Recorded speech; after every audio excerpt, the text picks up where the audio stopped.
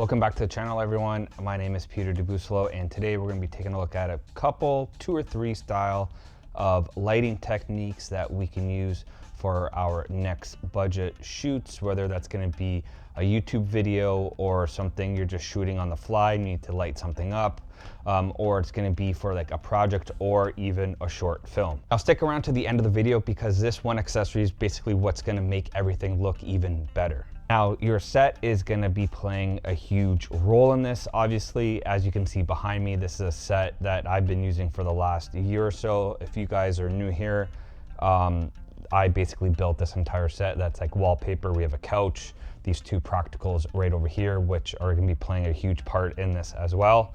And I should have mentioned this in the beginning of the video, but practicals are going to be huge for when you are lighting for your interview setup. It just kind of allows you to separate yourself from the camera and the background. If those practical lights weren't on right now, this image would look extremely flat. There's one practical gone and then there's another practical. Now without those practicals, this image looks extremely flat.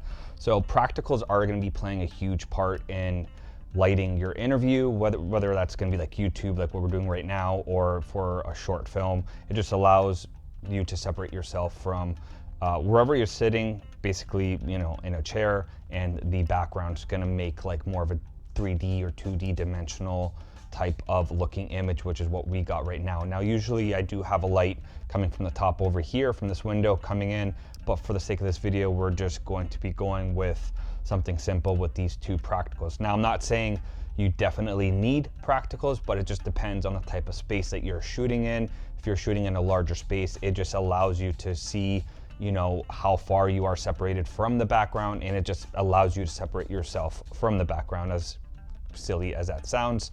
But now, using this, I have these RGB light bulbs right over here, these practicals, and I can control them through an app. You can get these smart light bulbs, you know, anywhere through a dollar store, Amazon, whatever it is, and I can pretty much control on how bright I want them to be. We can go all the way down to 1%, or we could even go to 100%. I feel like it's a little too bright.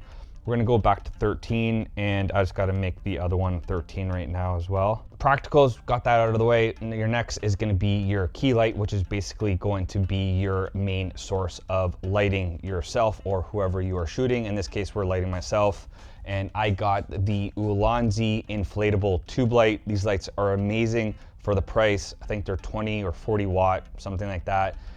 You could put them in your backpack. You can put them anywhere where you like. By the way, this video is not sponsored by Ulanzi. As a matter of fact, I'll just show you the light. This is basically what the light looks like. And there's magnets on the side here, and I just basically have this hooked up to my C-stand, and it's just giving me, like, you know, a very basic lighting technique right over here, and it's gonna make this dark, which is where we have that cinematic look, where, you know, technically I would have rather put the camera on the shadow side and then shoot this way. But in this case, we're just shooting dead on. So this is one way of lighting a cinematic lighting interview or talking head piece, whatever you want to call it. If it's for YouTube, short films, you know, even like a Netflix or Amazon documentary style. The next one, what we can do is where I think it's going to be more suitable for this type of shoot or environment, because we have like this very natural or very retro boho style look in here with all these lamps and the colors and everything. We're just going to be doing like more of like a ceiling or top light technique, where we're just going to make the tube light act like, you know, we have a ceiling above us, and it's just gonna light the entire thing. Okay, so now this is something you would go for a little bit more of like a suspense thriller type of interview style, where we have like dark shadows under here. Everything's a little bit more flat. Now you can use any kind of lighting for this. For this case, we're keeping it very simple, very cheap, minimalist, and we're using the Ulanzi tube light. These lights are probably like 40 bucks on Amazon. And like I said in the beginning of the video, inflatable, this is what they basically look like. And you can just go like this and put them in your backpack, very easy, and they'll stick to your C-stand. So that's why I'm making this video, because this is like more of like a budget style interview lighting technique video, where anyone can really do this if you are on a budget. Now, the reason why it's looking a little bit more mysterious or foggy or something you would see in a little bit more of a suspense type of interview style piece that you would see on Amazon or Netflix. Now, I'm not saying this is perfect. I'm not saying it's great.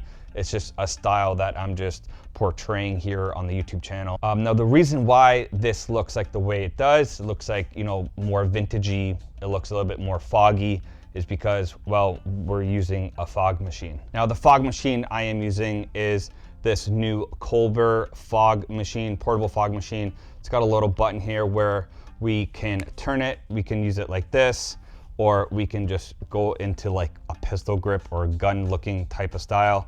Now, this fog machine comes with a head.